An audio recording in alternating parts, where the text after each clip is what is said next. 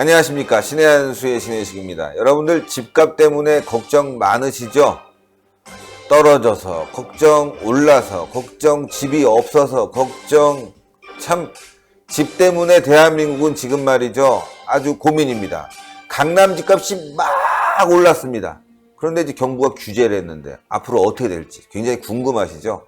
오늘 중요한 분 모셨습니다. 김정호 교수님 모시고 경제 이야기 나눠보겠습니다. 안녕하십니까? 네, 안녕하세요. 예, 집값. 그러니까요. 저는 진짜 할 말이 없습니다. 예. 예, 저도 뭐 30대 중반까지 참 서울 시내에 쭉 걸어다니면서 네. 저 많은 아파트 중에 내 거는 없어. 그러니까요. 정말 약도 오르고 이제 그랬었는데 예. 나이가 드니까 하나 생기네요, 그래도. 네. 저도 집 문제 하면은 어떻게 해서 예. 대출 많이 끼고 사긴 했는데 예. 다른 사람들은 오른다고 하니까 예. 샀어요. 예. 무리를 해서 전세 살면 되는데 그런데 제가 산 뒤로 네. 집값이 떨어지기 시작해서 아이고. 계속 떨어지더니 요즘은 좀 회복되지 않았어요? 그래도 산 예전에 가격보다 예, 떨어진 상태. 예. 그래서 제가 참 이상한 게, 야, 남들은 다 집값 오른다고 하는데, 네. 왜 우리 집만 안 오르냐. 네. 그리고 왜 강남은 매일 저렇게 오르냐. 이게 예. 보통 시민들의 아마 딜레마 아닌가. 그러니까요. 예. 근데 그게 정책 때문일 가능성이 매우 높죠. 예. 정책이 그렇게 생겨가지고 그래서 지금까지 떨어진 집들은 계속 떨어지고 예. 올라온 집들은 계속 오르고 하는 그런 정책을 쓰고 있는 거지요. 그렇게 의도하고 있는 것은 아닌데 예. 이제 하다 보니까 그러는 거예요. 아. 예, 그 부작용이고 본인 그 사람들의 딜레마이고 뭐 그런 거죠. 지금도 보면 지방 집값들 얼마나 떨어져요. 그러니까. 정말 속 쓰릴 거예요. 맞아요. 서울 근교만 하더라도 김포나 남양주나 뭐 이런 데는 뭐 거의 안 오르고 떨어지고 뭐 그래요. 그러니까요. 그런데 거기다가 지금 2기 신도시, 3기 신도시 새로 한다 그러지 뭐 그러니까 이제 더 죽을 맛이지. 왜냐하면 거기는 더 떨어지게 생겼거든요. 그렇죠. 그러니까 주민들이 막 시위하고 막 그러잖아요. 제발 하지 말라고 거기에다가. 그러니까 네. 뭐 강남 빼놓고 집값 네. 다 올랐다고 또 네. 강남도 그렇지만 강북도 올랐다고 하는데 오른 지역 가보면은 뭐 아파트 대규모 단지 예. 좀 새로 지은 데들. 예. 그러니까 좀 모두가 가고 싶어 하는 데들은 오른 거예요. 예. 그런데 그렇지 않은 동네들은 뭐 안 올랐거나 뭐 떨어졌거나 그냥 지방은 답답하거나. 아주 심각할 정도로 이렇게 떨어지거나 뭐 그랬죠. 예. 그래서 네. 부동산 그 사무소에 전화를 했어요. 네. 아니 도대체 다 올랐다는데 네. 왜 이게 이렇습니까? 물어봤더니 어디다 물어볼 때는 뭐라 없대요. 그래요? 동네에서 제일 잘하는 데 물어봤더니 예. 이유는 많아요. 네. 일단 아파트가 오래되면 노후화됩니다. 네. 또 하나 학군이 문제입니다. 네. 좋은 학군이 있어야 네. 집값이 오릅니다. 또 좋은 학군이 있어도 네. 학교에서 가까워야 됩니다. 야, 뭐 이런 거 다 따지면 진짜 강남이 제일 좋구나 이런 생각이 들더라고요. 근데 지금 말씀하셨듯이 떨어지면 떨어진 대로 이유가 있고 오르면 오른 대로 이유가 다 그러니까요. 있고 그래서 사실은 그렇게 그 개별 지역별 이유를 그렇게 설득력 있게 설명할 수는 없는 거예요. 그렇죠. 그냥 뭐 다 뭐라고 얘기는 하는 것인데 주가가 왜 떨어졌냐 그러면 떨어지기 전에는 모르고 있다가 떨어진 다음에는 다 설명하잖아요. 그렇죠, 그렇죠. 이게 설명이 아니에요. 그거는 사실은. 그 제대로 설명하려면 미리 설명을 했어야 되지 그거를. 그렇죠. 예. 그런데 늘 끝나고 나면 설명하잖아요. 네. 되돌릴 수도 없는 거예요. 되돌릴 수도 없고 손에 다 봤는데. 그러니까. 네. 그런데 지금 우리나라가 그래서 우리나라 집값이 이런 구조로 돼 있는 거, 어디는 오르고 어디는 내리고 이게 아주 구조적으로 되어 있는 이 이유는 이게 우리나라의 정책, 이 정부의 정책과 굉장히 밀접히 관련돼 있고 네.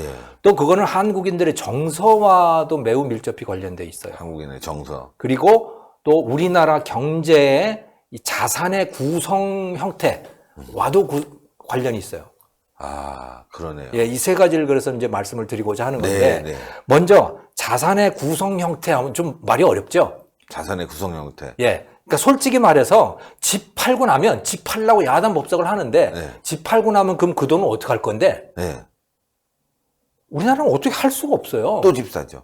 또 집 살 수밖에. 그러면 나머지 뭐가 있는데 없죠. 뭐 주식 아니면 채권 현금 뭐 이러잖아요. 아주 조금씩 있는 거죠. 그건. 네, 그건 다 조금씩 있는 거예요. 그러면 현금을 갖고 있을 거예요. 그 돈을 다. 예를 들어 뭐 7, 8억짜리를 팔았는데 7, 8억을 그냥 은행에다 넣어놓고 있을 거예요. 아니면 그걸 다 주식에다가 투자한다고 나중에 어떻게 되라고. 그렇죠. 자, 근데 이거는 숫자로도 나오는 겁니다. 전 세계 여러 나라들의 이제 그 자산의 구성을 쭉 비교를 한 게 있어요. 2012년, 13년 그 시기를 기준으로 해가지고 비교를 한 건데 한국은요, 우리는 전체 재산이 한 사람의 재산이 예를 들어 뭐 100이라고 한다면 그 중에 75는 부동산이에요. 25는 금융자산이에요. 아, 그러니까 주식이니 뭐 현금이니 채권이니 다 해봐야 25, 4분의 1밖에 안 돼. 네. 근데 미국은 어떠냐면 네.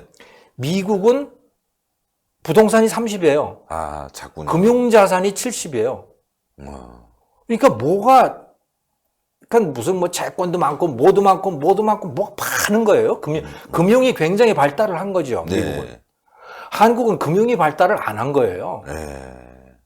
금융이 발달을 안 한 나라일수록 땅에 집착을 합니다. 땅에 집착. 왜? 뭐 없으니까 나머지는. 그렇죠. 예, 나머지는 믿을 수가 없으니까. 없으니까. 예. 미국도요, 바람과 함께 사라지다 아세요? 아세요? 그 아니, 영화? 영화. 예. 예, 거기 여주인공이 있잖아요. 스칼렛 오하라. 스칼렛 오하라. 예. 그 여주인공이 마지막으로 어디 가는지 아세요? 마지막 가는 데가 타라 농장이에요. 농장. 아, 뭐 타라- 대농장의 예, 그 집이 타라 딸이잖아요. 농장에, 예. 그리고 그 전편을 흐르는, 그러니까 스토리 전편에 흐르는 게 타라 농장에 대한 향수예요. 아, 땅에 대한 집착이죠. 땅에 대한 집착. 땅에 대한 집착이야. 왜? 땅밖에 없으니까. 그렇죠. 예를 들어 남북전쟁 그 무렵에 지금부터 100년 전, 150년 전에 미국에 땅밖에 뭐 있어요? 뭐 주식이 있습니까? 뭐가 있습니까? 그냥 땅밖에 없으니까 사람들은 땅에 집착하는 거예요. 예. 땅 팔고 나면 또 다른 땅 사는 거죠. 왜? 다른 게 없으니까. 없으니까. 우리나라는 마찬가지예요. 아, 집 팔고 나면 그다음 어떻게 해? 뭐 상가를 사든지 건물을 사든지 뭘 해야지. 그러면 어떻게 하란 말이에요. 그럼 그 돈을 가지고. 네. 그래서 우리는 돈이 있으면 그 돈을 가지고 집이든 상가든 땅이든 뭔가를 살 수밖에 없는 그런 구조로 돼 있는 거예요. 금융산업이 발전을 안 했고, 네. 금융산업은 그럼 왜 발전을 안 했느냐? 지금까지 정부가 두드려 잡아가지고 금융산업이 발전을 못 한 거예요. 맨날 금융감독위원회에서 뭐라 그러고, 뭐 어쩌고 하고, 뭐 신용카드 하면 수수료 올리지 마라, 뭐 어쩌고 하니까 우리나라는 금융산업이라는 게 도대체 발전을 할 수 없는 구조로 돼 있거든요. 그러면 나머지는 재산이 뭐냐? 금융자산이 없으면. 그러면 부동산이죠. 부동산이죠. 자, 그런데 그래서 이제 이 자산의 구조가 그렇게 돼 있다. 네. 선진국들은 특히 금융산업이 발전한 데들은 이 금융자산의 비중이 큰데 우리나라는 그게 아니고 부동산의 비중이 크다. 왜? 금융자산이 부족하기 때문에. 자, 그 다음에 두 번째 요인은 뭐냐면 정책이라고 말씀을 드렸잖아요. 네, 정책. 정책이 그러면 집 팔아라네요. 김현미 장관의 장관 돼서 일성이 뭐였나요? 두 채, 세 채 가진 사람 집 팔아라. 네, 그렇죠. 네. 집 팔라고 한 거 아니에요? 그럼 집 팔고 나면 어떻게 해? 그 자금은 어떻게 해요? 그럼 그 돈을 어떻게 할 거란 말이에요? 그 돈을. 그 은행에다 그냥 현금으로 두나요? 아니면 무슨 주식으로 하나요? 그러니까. 할 수가 없잖아요. 어차피 부동산일 수밖에 없어요. 제일 안전하다고 생각하고 예. 있으니까. 그러면 어떻게 해야 돼? 그걸 뭉쳐야죠, 뭐, 그러면. 예. 뭉쳐서 하나로 할 수밖에 없는 거예요. 빌딩을 사버려. 예. 그러니까, 2개, 3개, 4개 가지고 있으면 막 뭐라 그러니까. 그럼 어떻게 해? 합치자, 그러면. 그거 팔아서 합치자. 네. 그러면, 2개, 3개, 4개 가지고 있던 것들은 상대적으로 싼 것들이죠. 예. 이건 팔아야 돼, 이거는. 팔고. 팔면 값이 어떻게 될까요? 팔아야 하는 데들은. 조금 떨어지겠죠. 떨어지죠. 예. 떨어지죠. 그리고 매기도 없어지고. 예. 자, 그 돈을 가지고 뭉쳐서 사야 되잖아요, 이제. 그렇죠. 그럼 뭉쳐서 어떤 걸 살 거냐? 작더라도 비싼 걸 사야 되는 거죠. 그럼 강남으로 와야 되네. 그렇죠. 강남이거나 아니면 새집이거나 아무튼 사람들이 뭔가 상권이 좋은데. 아무튼 점점 더 뭔가 원할 거라고 생각되는데 예. 예. 아, 그러네요. 그런 데로 가는 거예요.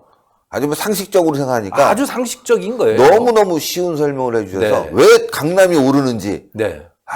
답을 알겠습니다. 거기다가 이 떨어지는 거는 또 왜 거기다가 이제 아주 결정적인 요인이 또 하나가 있는데 그것도 정책이에요. 그게 서민주거 안정정책입니다.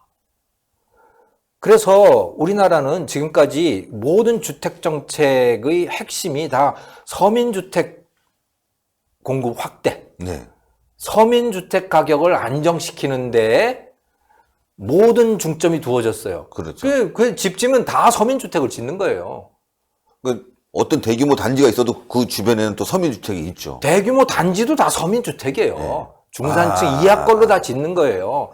그러니까 상류층을 위한 예를 들어서 뭐 베벌리 힐스 같은 뭐 그런 부유층 주택은 우리나라에서는 못 져요. 네.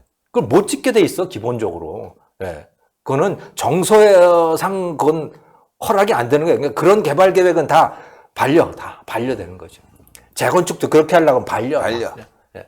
그러니까 공급되는 건 주로 뭐가 공급되냐? 다 서민주택들이 공급되잖아요. 네. 그러면 서민주택은 값이 어떻게 될까요? 떨어지죠. 떨어지죠. 네. 바로 그 정책을 추구했던 겁니다. 서민주택 가격을 떨어뜨리는 것을 목표로 했던 거예요. 지금까지 수십 년간의 주택 정책이 왜 서민주거 안정을 시켜야 되니까. 그렇죠. 자, 그러면 서민주거 안정이 됐느냐? 됐어요. 됐군요. 됐잖아요. 예를 들어 강북에 연립주택 사는데 문제 있는 사람이 있습니까? 지금? 없죠. 지금 왜들 다 이렇게 화가 나고 그러냐면 강남 주택값이 올라가서 화가 나는 거예요. 그러니까 지금 말씀하실 때 예. 안정이 됐습니까? 저는 안정 안 됐습니다. 다들 지금 불만이에요. 불만이에요. 저를 입장 생각하면 네. 보니까 그러네. 강북에서 연립주택 같은 거 사는 거는 뭐 문제 있어요? 문제 없이 문제 없어요. 빌라 같은 거 사는 거 그냥 문제 네. 없이 살 수 있는데 이거 불만이 많은 거죠. 그러니까 서민주택 가격 안정이라고 하는 걸 지속적으로 추구해왔고 네. 그 정책이 100% 성공한 겁니다. 성공을 한 거다. 그런데 국민들은 그게 마음에 안 드는 거지. 마음에 안 들어요. 왜? 내 집값은 떨어졌는데 저놈들 집값은 왜 오르지? 이렇게 된 거예요, 이제. 말씀하신 게 저도 네. 정리를 해보니까 이런 생각이 들어요. 돈이 좀 있는데 네. 이거를 은행에다 놓기는 좀 그렇고 네. 집을 사서 네. 그래도 남들이 보니까 다 오른다고 하니까 나도 오르겠지 하고 샀는데 네. 내 집값은 떨어지고 네. 남의 집값은 오르고 예. 아니면 비슷비슷하게 유지하고 있으니까 이거 내가 왜 집을 샀지? 예. 나는 집에 사는 게 아니고 계속 이자를 내야 되다 보니까 그러니까 서민들이 서민주택에서 사는 데는 문제가 없어요, 지금. 네. 문제는 뭐냐면 왜 쟤네들 집은 올라가지? 이게 문제인 거예요. 그게 문제인 거죠. 그렇죠. 그럼 걔네들 집은 왜 올라가냐? 지금 말씀드렸던 작은 집 팔고, 그러니까 집 팔아라라고 하는 게 굉장히 네. 중요한 원인이고, 그래서 하나로 뭉칠 수밖에 없는 상황이 돼버리는 거고, 또 하나는 그런 집들을, 그 비싼 집들을 안 만든 거예요. 비싼 동네를 안 만든 거예요. 비싼 동네를. 예, 단순히 집이 한 채가 비싸다, 뭐 싸다 이 문제가 아니고 동네가 중요하잖아요. 학군도 그렇죠. 중요하고 뭐 이런 거 아닙니까? 그렇죠. 그러면 동네를 만들었어야 돼요. 좋은 동네를. 좋은 동네. 그래서 강남 사람들이 저기로 옮겨가야겠다. 강남 이건 시원찮아. 그 저쪽 동네로 옮겨가야 되겠다라고 생각할 만한 동네를 만들었어야 해요. 네. 그게 소위 베벌리 힐스니 뭐 이런 것들인 겁니다. 네, 그렇죠. 그러면 그 사람들이 옮겨가고 나면 강남 집은 어떻게 되겠어요? 떨어지겠죠. 값이 떨어지죠. 그렇게 되는 게 원리예요. 그렇죠. 원리예요. 그런데 그런 걸 만들 수 없는 겁니다, 우리는. 왜? 정서가 안 되거든. 용납할 수가 없는 겁니다. 그렇죠. 대한민국에 베벌리 힐스 같은 게 등장한단 말이야? 부촌이 등장해. 부촌이 등장한다고? 그것도 일부러 정부가 택지를 거기다 공급을 해준다고? 용납할 수가 없는 겁니다. 그런데 우리나라는 기본적으로 구조가 정부가 택지를 주지 않으면 집을 지을 수 없는 구조예요. 네.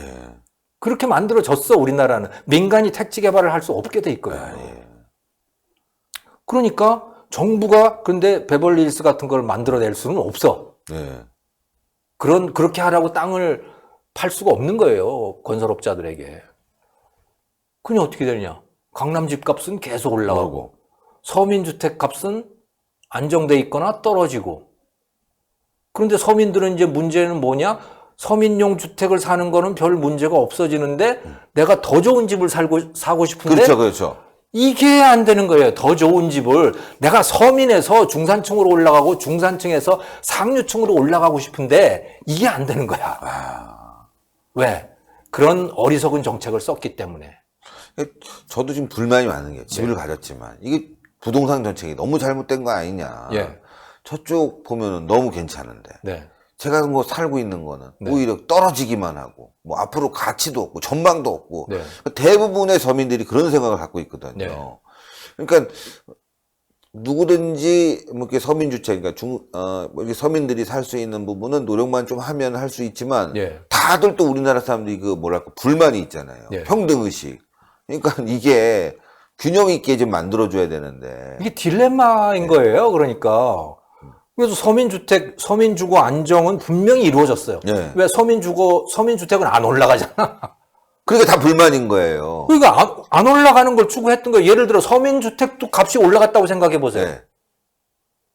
이거 더 야단 법석 아니겠어요? 그럼 또 난리 나죠, 또. 그러면 더 야단 법석이 날 거예요. 네.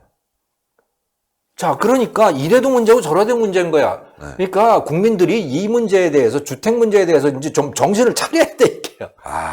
바짝 정신을. 예, 정신을 차리셔야 돼. 그래서 합리적인, 일관된 사고를 하셔야 되는데, 일관된 사고를 안 하고, 이래도 문제고, 저래도 문제고, 뭐, 어떻게 돼도 문제인 거예요, 이거는. 그러면 뭘 할 수가 있냐? 아무것도 못 해요. 그냥 늘 화가 나 있는 상태를 유지할 수밖에 없는 거죠. 저처럼 화가 나 있는 상태. 대부분의 국민들이, 교수님 말씀하셨어요. 네. 그래, 서민 대책, 네. 이제 주택 관련해서는 우리나라가 안정됐는데, 네. 저도 인터뷰하다가, 안 됐습니다. 이렇게 이야기하고, 네. 옆에 있는 사람한테 물어보도 안 됐습니다. 그러는데, 알아보니까 그 동네 다니면 써 있잖아요. 뭐 1억 얼마에 네. 뭐 줍니다. 뭐 이렇게. 진짜 서민주택은 네. 안정돼 있어요. 근데 그게 불만인 거야, 이제. 그게 불만이 된 거죠. 왜? 서민들이 아닌 부자 주택들이 또는 중상계층의 주택 가격이 올라가고 있기 때문에 그게 불만인 거예요. 나도 거기를 가고 싶은데. 그렇죠, 그렇죠. 그러면 그 문제는 어떻게 해결이 해야 되느냐? 중상 또는 상류층용 주택이 공급되도록 해줘야 되거든요. 그래야 강남권, 예를 들어 뭐 강남구, 서초구, 뭐 어딥니까? 뭐 잠실 저쪽, 잠실, 예. 뭐 이런 데들과 또 강북 같으면 마포, 용산, 뭐 성동, 마용성이라고 요즘 예. 또 부르더라고요.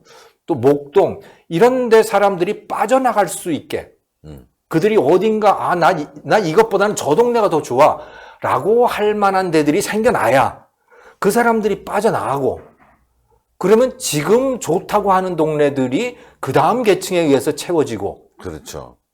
그래서 차츰차츰 올라가는 거예요, 이게. 근데 우리나라는 어떻게 했냐? 위에는 만들지 않고 위에는 꽉 묶어두고 묶어두고. 밑에만 쫙 공급을 한 거야. 그럼 밑에 가격은 당연히 떨어지죠. 순환이 안 되는군요. 예. 그리고 이제 그게 성공을 했는데 성공을 하고 나니까 이제 그게 불만인 거지, 이제. 그게 불만이 된 거예요. 네. 예.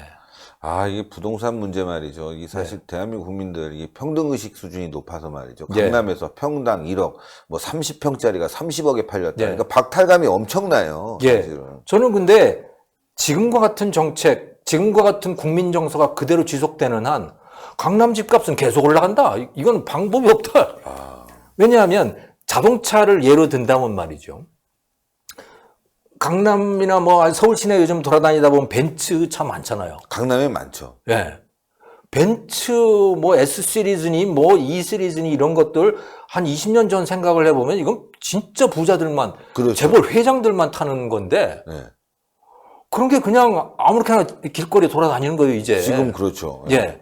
그 얘기는 무슨 얘기냐면 한국에 돈 많은 사람들이 옛날 20년 전에 재벌 회장 정도 돈을 쓸 수 있는 사람들이 이제 많아졌다는 얘기입니다. 네. 그러니까 그 벤츠 무슨 BMW 무슨 아우디니 뭐 뭐 엄청 외제차들이 많아졌잖아요. 그렇죠.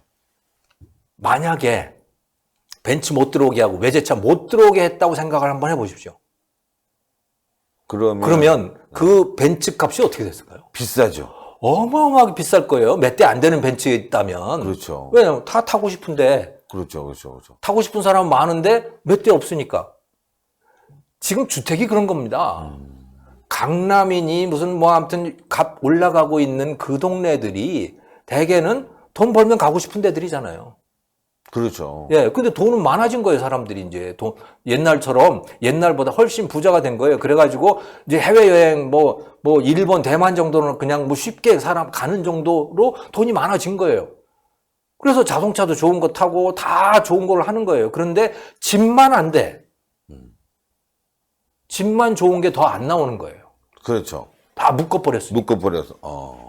그러니까 값이 올라갈 수밖에 없다는 거예요. 그 집은 나오는 건 어떤 집들이냐? 다 서민용 주택들만 나오는 거지.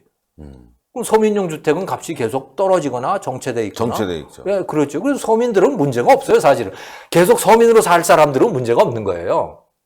그런데 이제 좀 부자가 노력해서. 되고 싶은데. 그리고 다 목표는 부자가 되고 싶은 거예요. 그렇죠. 네. 그러면 이제 부자 주택도 생겨나도록 해줘야 되는 겁니다. 그래야 그런 데 가서 살지. 여기 강남 이제 옮겨가는 거죠. 예. 별로. 학군도 좋고, 예. 기반 시설도 좋고, 예. 커뮤니티도 좋고. 그런 데들이 생겨나야 되는 거예요. 그런 데들이 서울 근교 어딘가에 생겨나서 한 세 군데, 네 군데 생겨나면 그러면 지금의 강남이니 뭐 잠실이니 이런 데 썰물처럼 빠져나갈 겁니다. 그러겠네요. 그러면 이제 거기를 거기에 이제 중산층이나 중하계층이 들어가게 되는 거죠. 그게 경제라고 하는 게 이렇게 순리가 있는 거 아닙니까? 이게 강물이 흐르듯이 이렇게 돼야 되는데 그거를 그냥 억지로 확 위에는 조여놓고 밑에만 공급을 하고 그러면서 값 떨어진다고 화가 나고. 네. 오르니까 또 오른 분들은 또 고민해요. 아우, 세금만이 내야 되는데, 예. 막 이렇게 고민하는데, 사실 그건 좀 행복한 고민이고. 그리고 그것을 세금으로 못 잡아요. 그렇죠. 그거 뭐 백날 세금 그래봐야 세금으로 못 잡아요. 제가 들어보니까 네. 어떤 분이 그 집값이 많이 올랐어요. 네. 평당 1억으로. 네. 예. 한 30평 사는 분이 말 그대로 30억이 된 거예요. 근데 이게 또 이제 자녀가 또 집이 두 채래요. 자녀가 네. 살고 있는데 이게 올랐으니까 자녀가 걱정할 거 아니에요. 네. 근데 또 방법이 있더라고요. 빚을 냈어. 네. 그래서 갚은다고 해갖고 또 세금을 딱 탕감해 버리더라고요. 예. 와. 그러니까 말씀하신 대로 그렇게 해서 세금을 걷는다고 해도 다 또 빠져나갈 구멍들이 있기 때문에 그리고 걷는 게 무의미할 것 같아요. 세금을 아무리 세게 때린다고 하더라도 강남 사는 사람들이 그 집 비우고 어디로 가겠어요? 갈 데가 어디 있어요? 그렇죠. 네. 계속 좋은 데가 살아야 있어야 되니까. 옮겨갈 텐데 그게 아니고 거기서 살아야 되는데 그러니까 그게 다른 사람들에게 무슨 혜택이 되냐는 말이죠. 그렇죠. 세금을 때린다고 걷어봐야. 하더라도. 예. 그러니까 좋은 동네를 만들어 놓으면 그 사람들이 거기로 옮겨가고 강남은 비게 되고 그래서 다른 사람들이 채우게 되는 거거든요. 이게 윈윈이지. 그거를 그냥 세금만 때린다고 해가지고 그게 누구한테 득이 되느냐 도대체. 그 사람들을 괴롭히는 것은 확실하지만. 그러고 보니까 이 문재인 정부의 부동산 정책이 네.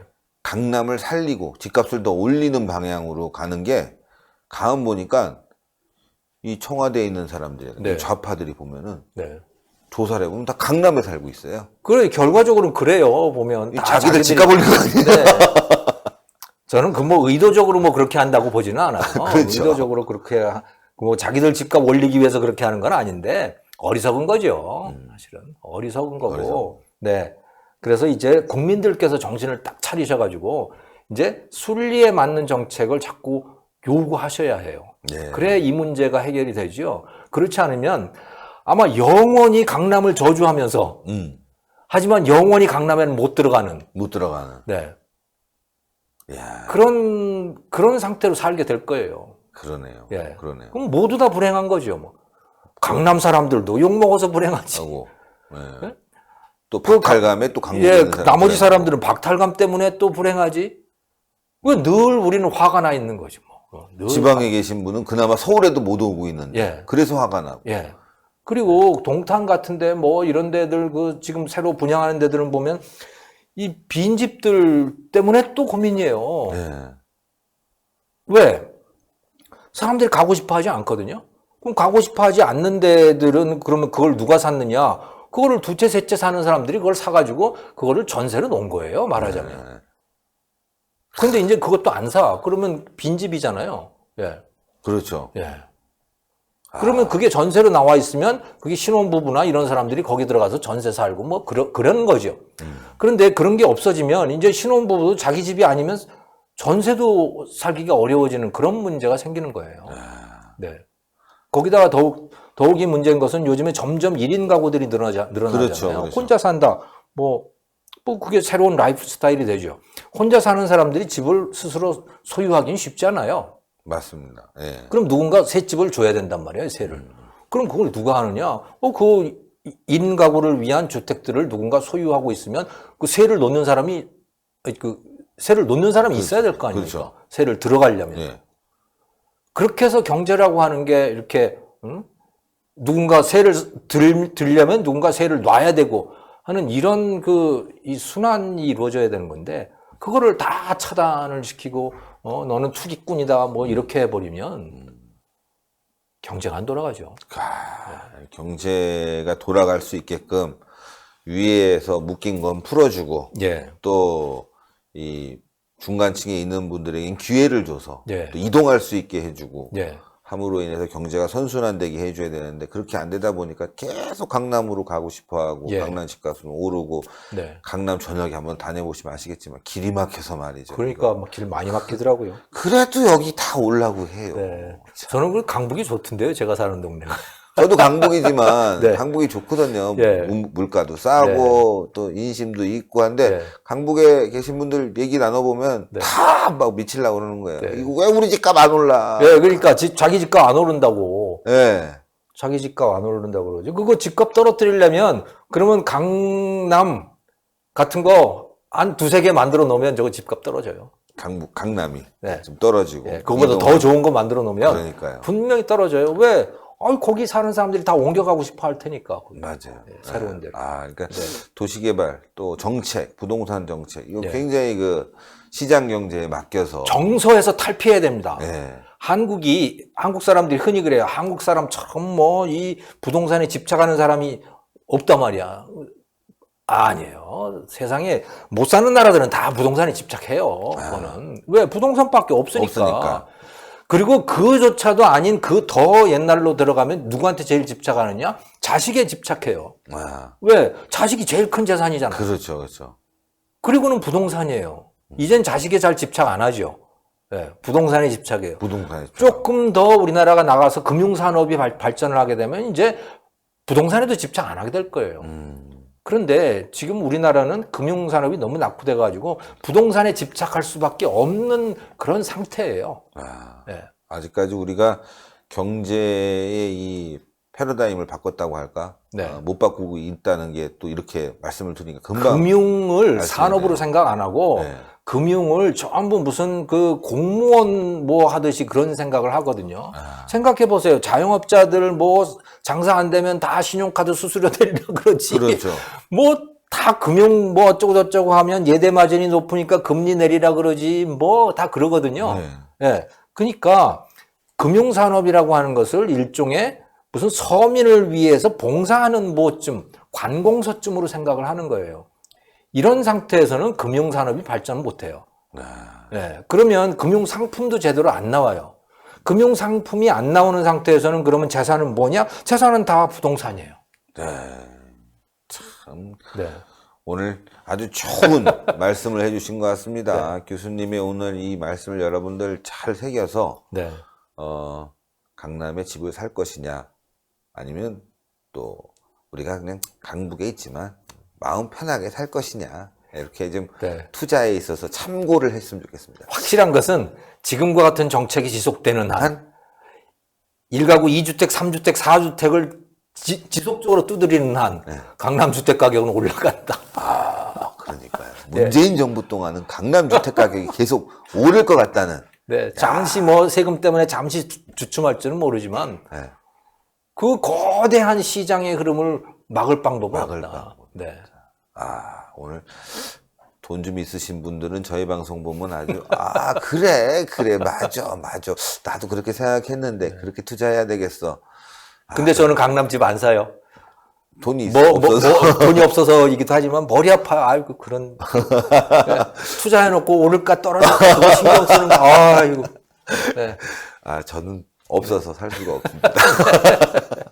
있는 것도 지금 네. 은행 대출 갚느라 너무 정신이 없는데, 하여튼 너무너무 감사드리고 시청자 여러분들께 교수님 이제 새롭게 유튜브 방송이 이제 예. 내일부터 런칭을 하니까 네. 소개를 좀 아이고 해주십시오. 기회를 주셔서 감사합니다. 저도 이렇게 그 유튜브에 나가서 몇 번 방송을 이렇게 하다 보니까 이게 호응을 해주시는 분들도 많고 그래서 어쩌면 유튜브를 통해서 우리 시청자 여러분들을 설득할 수 있겠구나. 또 새로운 여론을 만들어낼 수도 있겠구나. 그런 가능성을 봤고요. 그래서 저도 개인 유튜브 채널을 한번 시작해 보려고 합니다.